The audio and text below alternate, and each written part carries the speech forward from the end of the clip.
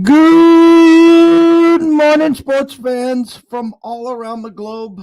I am your host, Jeff Dawson, East Coast Sports Investors, and this is your breakfast bankroll for Monday, May 2nd, 2022. May is here, spring has sprung. NBA, NHL now, both in playoff mode. The draft is finally over. I think our buddy Dave Sharapan and a lot of others are very, very glad that it has left the building in the city of Vegas. For the ECSI VIPs, our weekly action parlay yesterday. Again, this is now in the last month.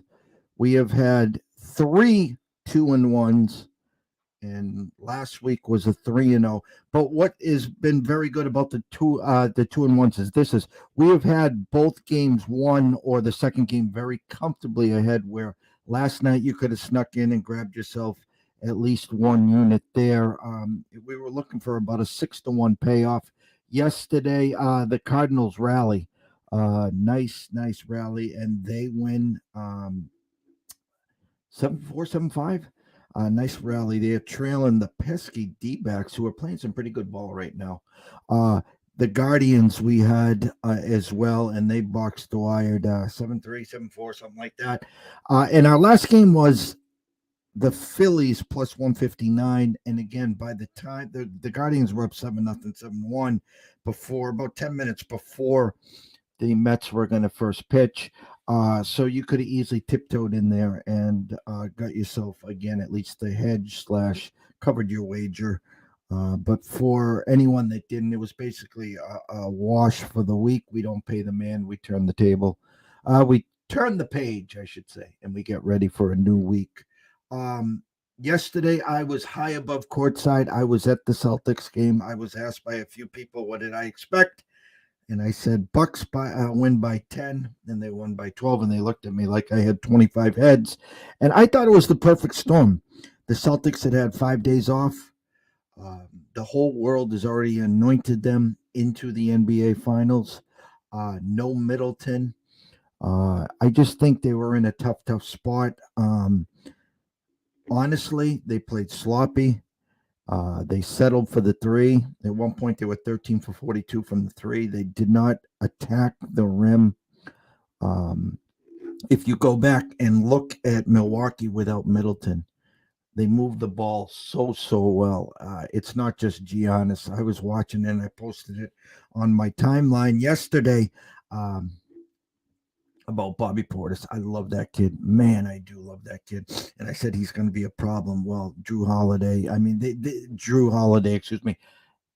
the defending champs for a reason. Now they're actually favored to win the series, which we can get into in another point. But today, NHL hockey starts, full NBA. Oh, kind of short baseball slate. 2 more NBA series start.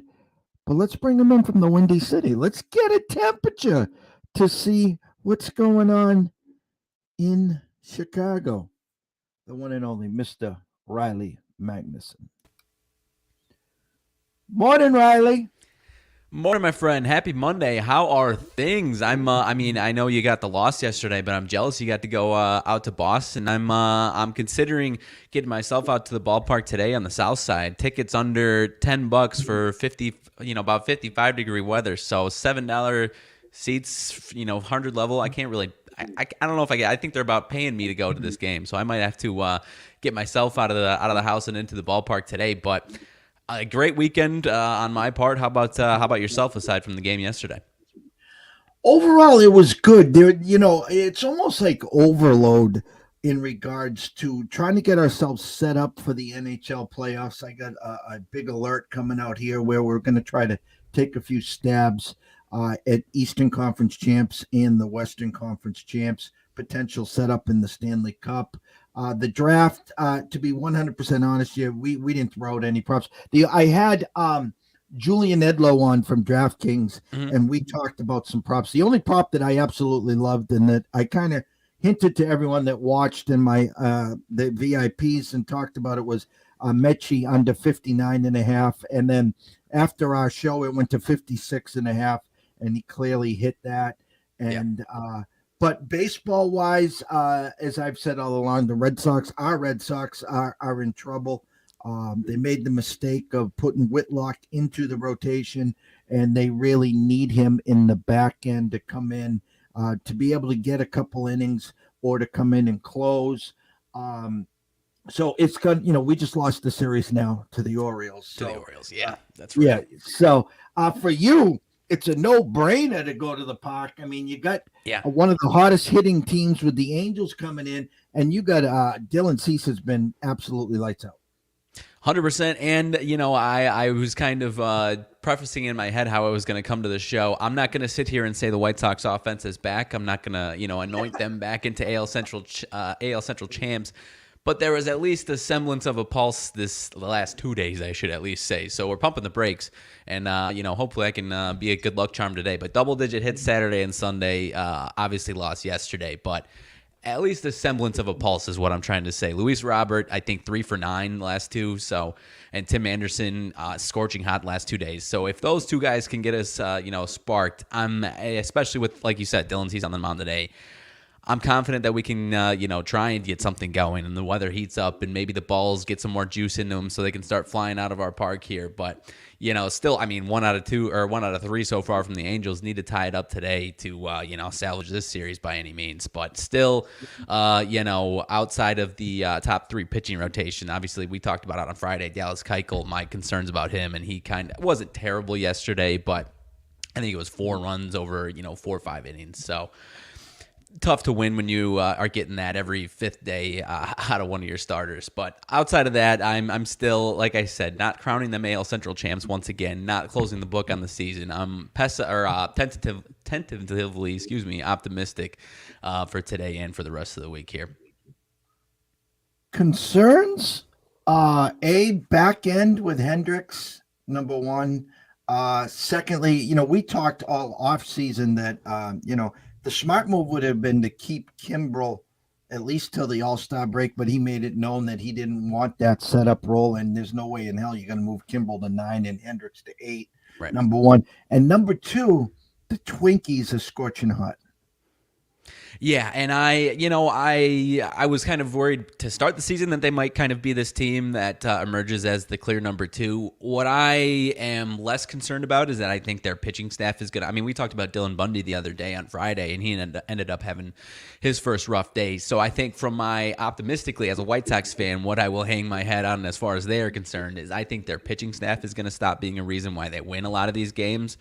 Offensively, they still are definitely a team that can beat you with their bats. And so far, they've been pitching really well. But that's kind of where I'm optimistically, as a Homer fan over here, that's kind of where I'm hanging my hat, that I think they'll, the gap will kind of be even by their pitching staff kind of not falling off a cliff by any means, but certainly not being, I think they're, one of the top 10 rotations so far in baseball, if I'm not mistaken. So I think that's going to regress a little bit here. And Hendricks? I'm optimistic because he had a slow start last year too, and we were talking about some of his mechanics, and I think they're fixable. So I'm optimistic as far as he is concerned that he's going to straighten things out here, and for the entire bullpen. We on paper our bullpen should be top 5 in the league, if not contending for the best bullpen in the league. Aaron Bummer hasn't been very good either. With Kimbrel gone, he's kind of our basically our number 2 guy, setup man. And he hasn't been fantastic either. So when your top 2 guys aren't pitching well in the back end of your bullpen, that's going to cause some problems on top of a team that's already not playing fantastic. So if those two guys can get straightened out here, despite whether or not the offense is, rolling or not, that's going to help us a lot. But I'm still optimistic across the board for the most part here, Jeff. All right, let's switch gears for a minute. Yeah. Final grade on what the Pack did Thursday, Friday, Saturday. Any surprises? Anyone stick out that you got? I know today will be a big day for the guys that didn't get drafted.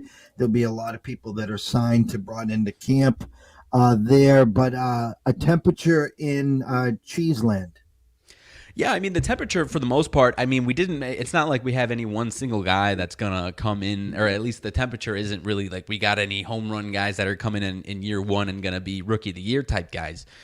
But the temperature is that, as far as from a value and letting the draft come to them, for the most part, they got a lot of value at each and every, or maybe not each and every pick, but for the most part across the board, got a lot of value out of these guys and had a really solid draft. And for the long stretch, which obviously a lot of people are, if you're all in for the next 2 years type of guy, then maybe you're not so happy with this draft. But as just pound for pound, as far as how well they drafted, I personally believe they got a ton of value on this one. As far as into the third round, they got a couple offensive linemen that I really like. That I'm not saying that, again, not saying they're going to come in and be world beaters, but at least compete for some playing time in year one here as a rookie. So overall, I'm pretty pretty happy with what we did over the weekend here. As I stated, started in the start of the show, was at the Celtics down 0-1. They closed it around minus 210 to win the series. Now you can get them at plus 115. I said, tongue in cheek, again, the Bucks were going to win by 10. They won by 12. But then they go, who's going to win the series? I said the Bucks win the first game, and then the Celtics win the next four. A gentleman's sweep, and which I don't think is going to happen, but I could see it happening. And then Ja comes up short, and Golden State steals game one after Draymond getting ejected. Well, put it this way: Golden State wins game one, and unless you played them in the money line, Memphis covers game one. Any thoughts on that game? As far as that one, I think Memphis, I'm not closing the book on Memphis necessarily. I personally get the feeling that if they had won that one, they might actually have a chance in this series. And again, I'm not saying they have zero chance, but personally, I feel like with Golden State stealing that one and what you mentioned with Draymond leaving in the second half there, I think Golden State wins this series now after getting that in 5 or 6. I think it's going to be entertaining for sure because this Grizzlies team is really solid and they can be a scrappy team. But I'm putting Golden State into the next round in 5 or 6 here. And as far as the Celtics, I think they're going to bounce back really well here. It's just, you talked about Bobby Portis and him, and along with Grayson Allen, Pat Connaughton, these guys just keep stepping up and being true contributors, and if that's going to keep happening on top of Holiday and Giannis playing well, then you don't stand a chance. But I have to imagine you're going to expect some type of regression from some of those guys for your sake, hopefully, because the Celtics play really solid defense, but you kind of saw it with the Celtics, or excuse me, with the Bucks, what they what they're capable of defensively, and I think you probably should have some optimism, that the Celtics are going to turn that around and find some adjustments, because you heard me with my Bulls, it was a lack of adjustments. Not saying the Bulls would have won the series, but any type of adjustments at least might have made it a little bit more of an entertaining series. So I think, I agree with you. A gentleman's sweep, I won't go that far. I'll say I think it goes 7. Honestly, from my perspective, I think this one goes 7. I think this is going to be a really good series. There's just something about that Bucks team that's just not going to go out quietly. Yeah, and I think that goes the same for the Celtics after getting smacked in the mouth in game 1. I think they bounce back nice and strong. If I'm not mistaken, I think they set the game 2 line right about where it was yesterday, 4.5 in favor of the Celtics. If I'm not mistaken here. Yeah, I all the way home, I was talking about that, and I said, well, if they want Bucks money, which they got in game 1, again, they'll open it up 4.5, 5. They'll get the Bucks money. If they needed Celtics money, they'll drop it to 2.5. But I think Vegas is being real bullish there. What I saw from where we were was, if you look at Giannis's line, I think it was 24, 13, and 12. And the 12 stands out. That was 12 assists. And I won't even talk about the 2 blocks either. But you could be afraid of the weak side leaving the corner 3 open instead of coming on in and helping whoever was trying to cover Giannis. And he's just a man among boys. He's freakish. He can get to the rim. He can do it effortlessly. Euro step, jab step, whatever step you want to call it. 2 steps and he's at the rim. And even I think it was late in the third or early in the fourth when he throws the ball off the backboard for the 2-handed slam. Goodness. I'm just like, lights out. Yeah. Thanks for playing. Right, and when you have him, I mean, because he had a poor shooting performance yesterday too, and I mean, obviously he's won a lot of games while shooting poorly, but you have to imagine that at least one or two of these games he's going to shoot well, and when he does that, it's also game over. I mean, you can't defend him if he's shooting well, and I think you have to expect that at least once. So, yeah, it's a lot of times when you're playing the defending champs, you like to take game one, but obviously with home court advantage, I don't think it's that. I don't think it's the same story as what I just said with Memphis, obviously, to where I think they're just about not. I don't want to be too aggressive by saying cooked, but I think they're obviously uphill battle. Whereas I think the Celtics, if they bounce back here in game two, they're back on track and in good shape here. 2 games tonight. Sixers at Heat, obviously without Embiid. Initially, the Heat were minus 200. You could have got the Sixers plus 180. And then what ended up happening was the Embiid announcement, and then the Heat go right to minus 400. There has been some money that's come in on the Heat in that series. It's down to about minus 348. You can get the Sixers plus 280. And then the Mavericks and the Suns, I've seen some minus 400s to plus 330s. I've seen minus 250 to plus 207s. It's basically hanging around. If you want the Suns in the series, you're going to have to lay $3. And if you want Luka and the Mavericks, you can get about plus 250 in the series. Anything entice you there?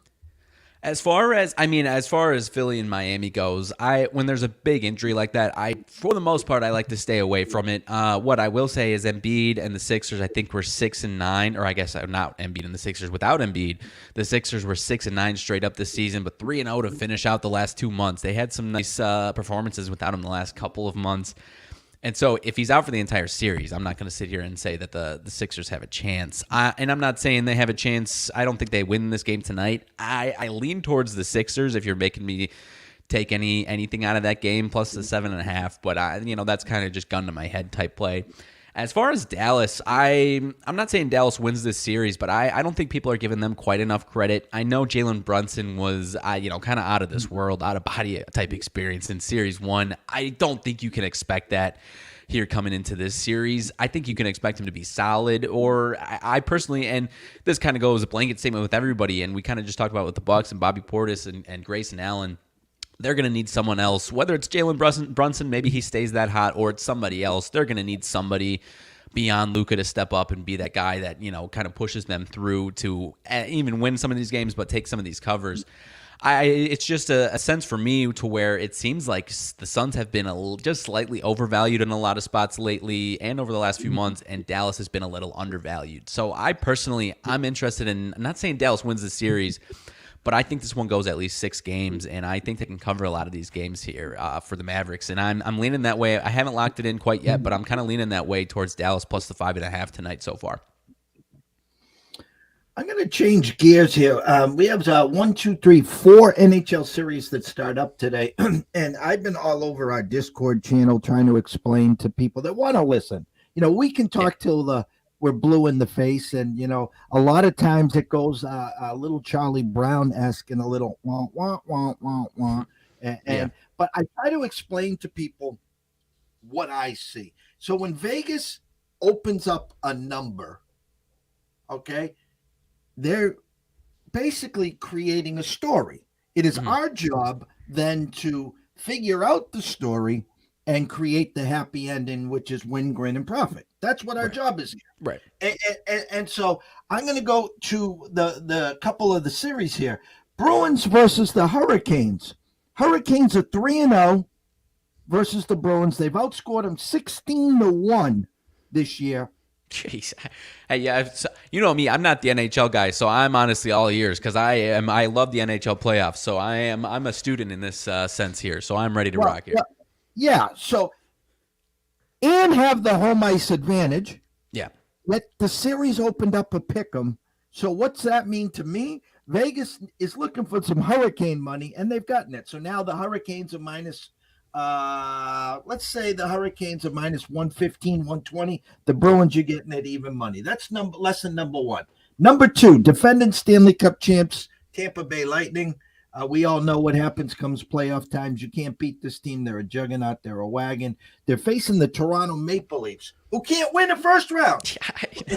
Who cannot win. It doesn't matter. Up 3-0, up 3-1. It doesn't matter. Well, Vegas says, okay. They open up the Leafs minus 130 to start that series. You could have got Tampa plus 110. It is now sifted into Leafs minus 115, Lightning, we'll say minus 105. It depends where you're shopping. That's number 2. And number 3, Blues and Wild. I've talked about the Blues in their second period. They're just phenomenal in the second period for some reason. They come in to play the Wild. The Wild opened up minus 165. You could have got the Blues at plus 145. And they got what they needed. They got some Blues money, and now the Wild is minus 140, and the Blues are plus 120. So that was kind of my quick puck lesson, and it happens in all the other sports, but Vegas sets certain numbers for a reason because, listen, we all know the NFL is king, okay? They're going to get $2 million on one side, $1.5 million on the other side. The line's going to move a half a point or a point. But in these sports, the money is not that deep. Yes, there's sharp players, but for the most part, 500 here, 500 there. When someone comes into the window with a $5,000 or $10,000 bet, that's a big thing. Yeah, 100%. And I mean, to go back to that Tampa Bay and Toronto action, I just mentioned I'm not an NHL guy, but I love watching and I love having some type of action on the NHL playoffs. That Tampa Bay-Toronto series, the way you preface it was perfect. From someone like me who doesn't follow this sport on a daily basis throughout the entire season, there's at least some type of red flags going off in my head, right? Because you're right. I know for a fact that Toronto has their, I mean, you're almost throwing around the C word, the curse word these days as far as getting out of the first round, let alone a damn Stanley Cup. And you got the Lightning who have been, like you said, almost a juggernaut the last few years. So I think aside from a lot of the stuff that you said was fantastic points, but that one especially sticks out to me, whether it's the series or even this game tonight as one that, because the volume of these bets, like I said, I've been keeping tabs on the NHL and watching and gambling here and there, but like I said, there's a lot more volume when it comes to even day one of the playoffs here, because even the average fan who isn't an NHL fan like me loves the NHL playoffs because of how insane it is, and I'm going to be trying to find some action, so I appreciate the on my end even, let alone the listeners, I appreciate these insights here. All right, today's card, again, we talked a little Philly and Miami. Initially, Miami was 4.5. It's 7.5. Embiid is out with an under-over of 208.5. Dallas, Phoenix tonight opened at 6. I'm seeing some 5.5s. Over-under open at 212.5. There was a correction. It's going off at 215. And then, obviously, the baseball slate. Anything catching your eye today where you're going to be leaning while you're at the game? Yeah, I mean, I don't think I'm being a homer with this one, but I am. I've got 2 or 3 here that I like. The one that and you can call me a homer if you want. The one that I'm leaning is the damn White Sox, though. As I mentioned to start the show, not saying the offense is back, Jeff, but at least a semblance of a pulse as far as I'm concerned over the weekend. Luis Robert and Tim Anderson heated up. 7 for 13 in the last 3 games for Tim Anderson. You mentioned Dylan Cease. The Sox are facing a lefty, Patrick Sandoval. Excuse me, not Pablo Sandoval. Patrick Sandoval, lefty. That's the one spot over the last 3 years, and even still love to see some improvement compared to the last 2 seasons.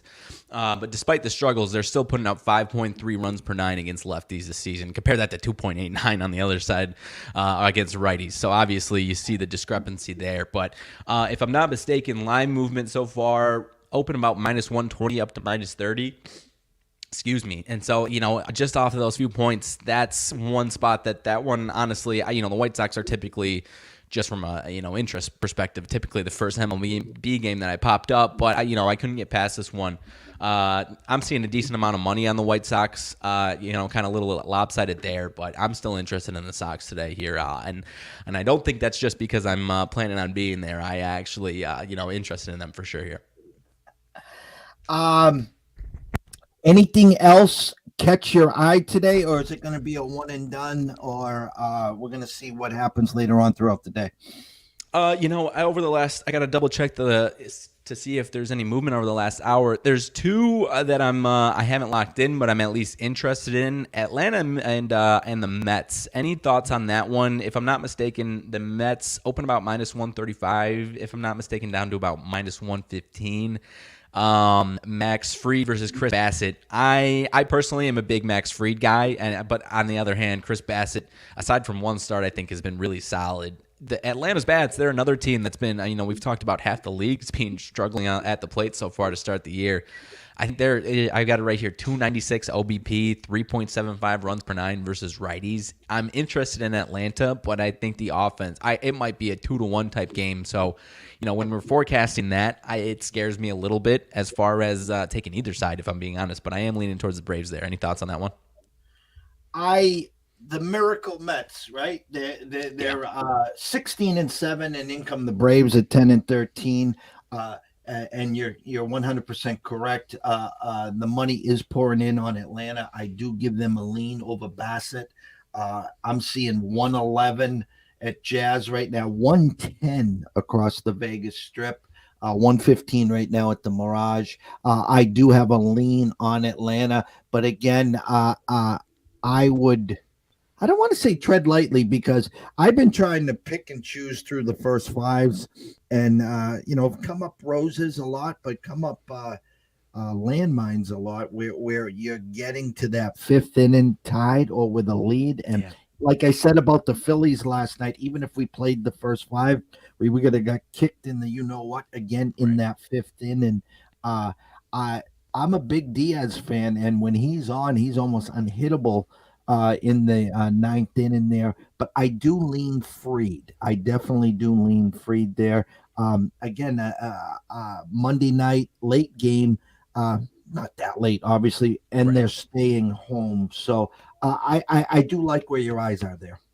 Right, and just to finish out on Fried, 13 innings over the last two outings, only one run given up. So he's been fantastic over the last two. So, yeah, that offense is another one that's just, to close it out, that's kind of still what's got me staying away from him. And Bassett himself has been solid. So I think I'm going to take some of that action, though, as far as maybe especially if I can get a plus money, I might take some Atlanta action there. Rounding out the MLB, I'll give everyone what the eyes are seeing. Arizona now goes to Miami, and this Arizona team that we were all pooping on early in the year is 10-13 now. Miami 12-9. They got their winning streak snapped last night.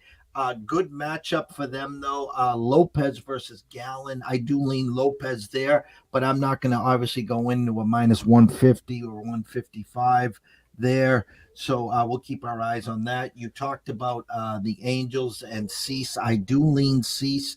I would play the White Sox full game, though. I like their back end better than I do the Angels there.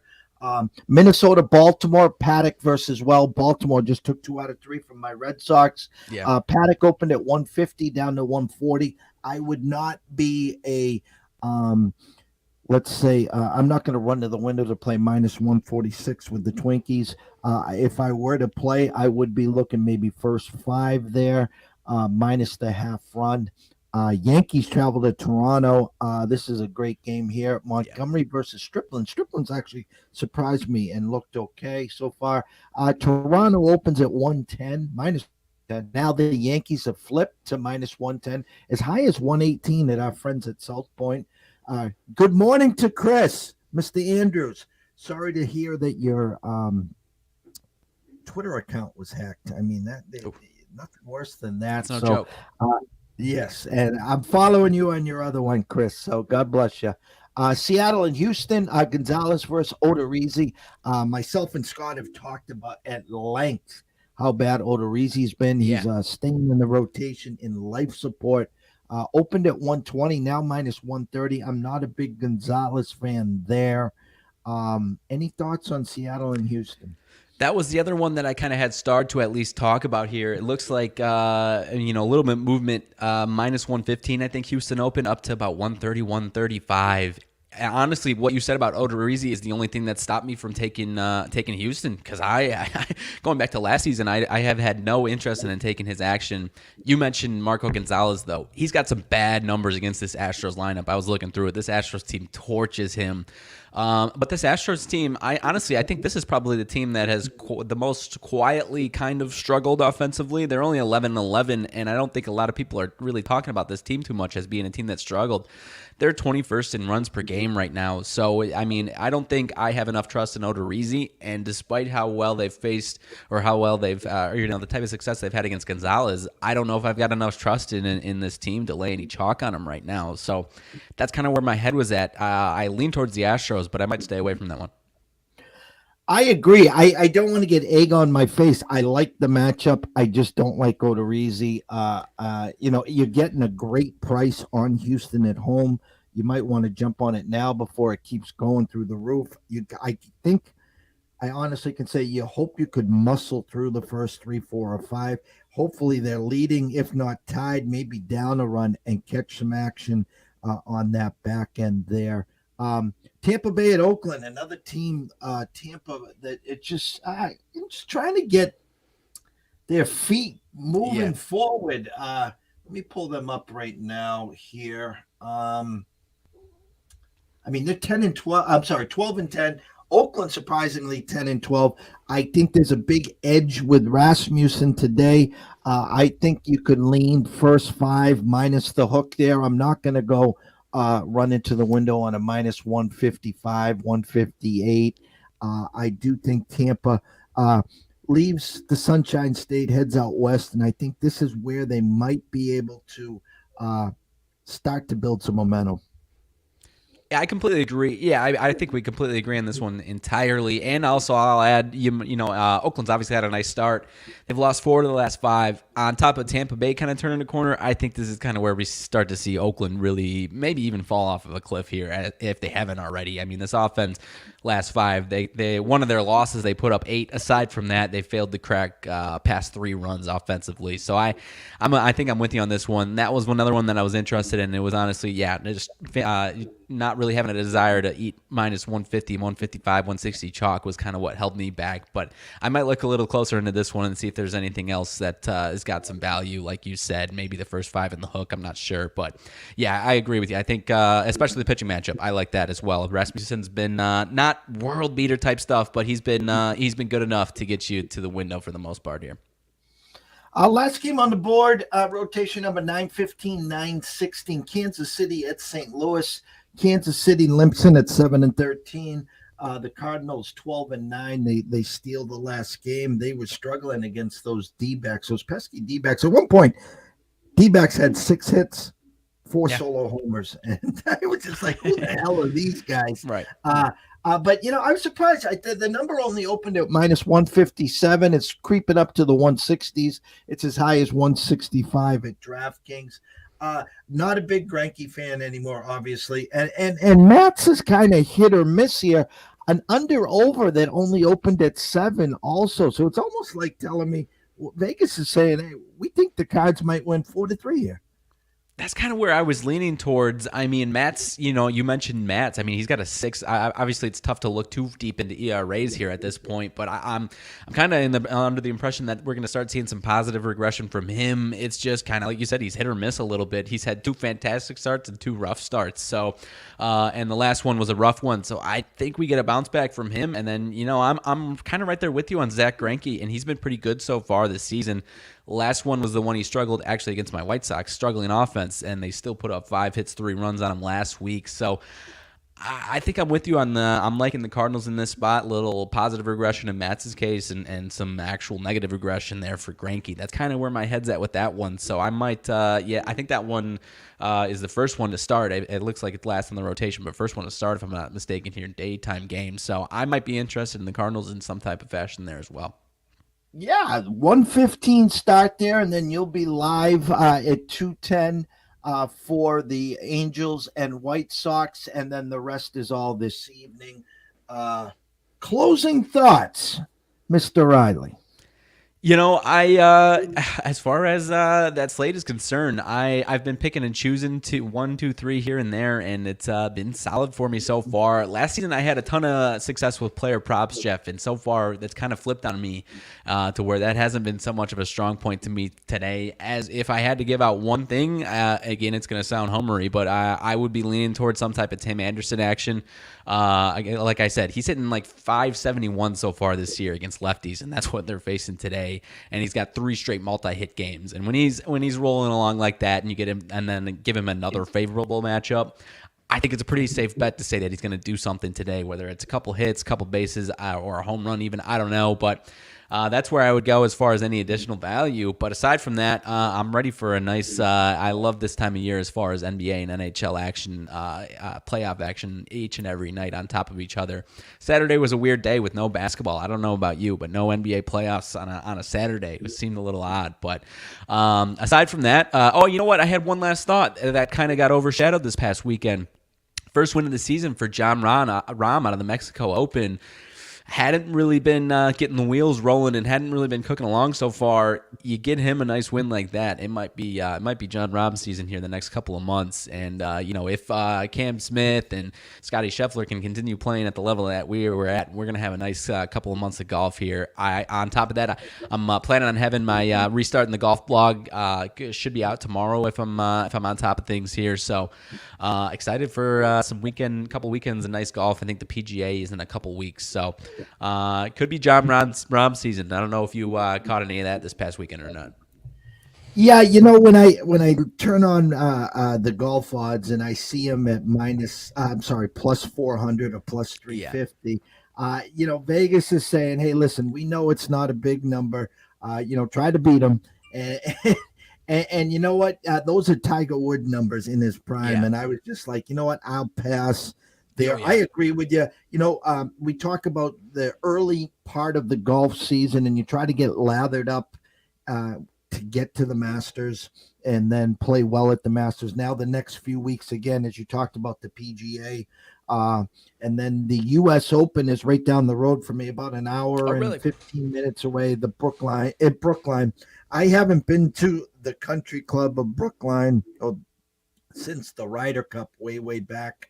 I was able to see a young Tiger, a young Sergio.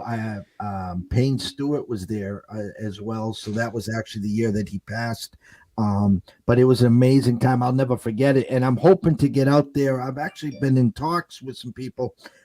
They have some practice round tickets and maybe sneak out there Thursday or Friday. So I'm excited. I do agree with you with Rahm. Look out. The only thing that had been killing him lately was the putter. And then once that guy's putter gets going, it's probably going to be lights out. So it will be interesting for sure. Yeah. And I'm glad you mentioned that because the odds that he's had up until this or even through this point has been, I haven't touched him with a 10-foot pole and I still probably won't because those odds, as you mentioned, are absolutely ridiculous. But I do think he's probably going to start turning some heads here the next few weeks. But that's about all I've got. Go White Sox. Watch for me. It's not going to be too full. I'm going to be bouncing around seat to seat to see if I can get on the old TV and get on some highlight reels for the Sox tonight. But or hopefully, crossing my fingers that there are some highlight reels. Whether I'm in them or not is where I'm looking for. But great show, my friend. Always a pleasure to have, always a pleasure to be on with you. Well, quick shout out to Billy Hewlin.